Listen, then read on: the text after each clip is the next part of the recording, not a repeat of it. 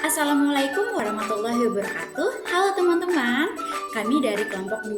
Di sini kami akan mempresentasikan sebuah modul dari pertemuan 4 yang berjudul tentang skala pengukuran data. Sebelum lanjut materi, kita perkenalan diri dulu ya. Yang pertama itu saya, Eva Juliana. Yang kedua ada Amaria Putri Widianti. Yang ketiga ada Fitri Ramadhani. Oke, selanjutnya ada capaian pembelajaran. Setelah mempelajari materi pertemuan 4 ini, diharapkan mahasiswa mampu memahami dengan baik dari konsep dari skala pengukuran data, jenis data, dan mampu menerapkannya dalam ruang lingkup statistik.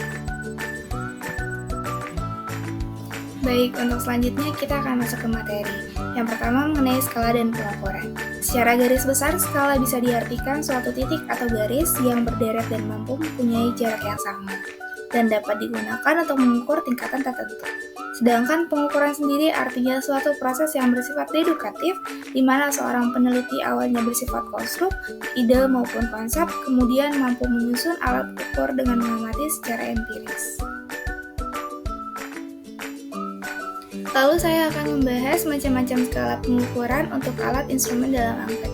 Yang pertama ada skala Likert, merupakan pengukuran yang digunakan untuk menilai tingkat sikap, persepsi, atau opini seseorang terhadap suatu kenyataan atau pertanyaan tertentu.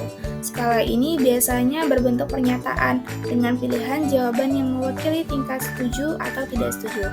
Yang kedua ada skala Goodman, yang artinya metode pengukuran yang digunakan untuk mengukur sikap atau perilaku dengan menyusun kenyataan dalam urutan kesulitan atau tingkat insentivitas tertentu. Skala ini dirancang sehingga jika seseorang setuju dengan suatu pernyataan, mereka memungkinkan besar juga akan setuju dengan pernyataan sebelumnya yang kurang intens atau lebih mudah. Yang ketiga ada skala Thurston, yang artinya pengukuran yang digunakan untuk menilai sikap, pendapat, atau opini individu terhadap suatu objek atau isu tertentu.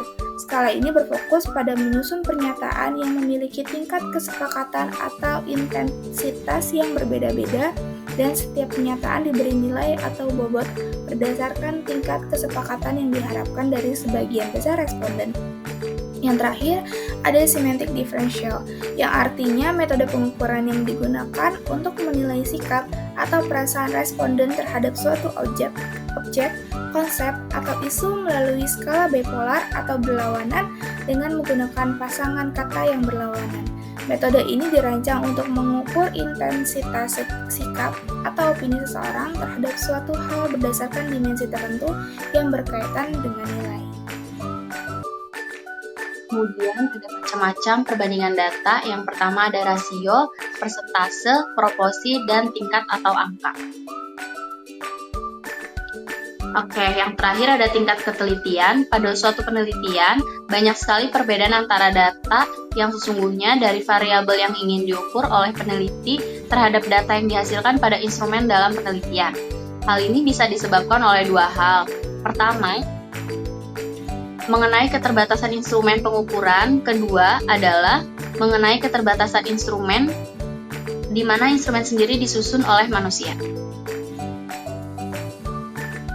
Demikian presentasi dari kelompok kami, kurang lebihnya mohon maaf. Terima kasih.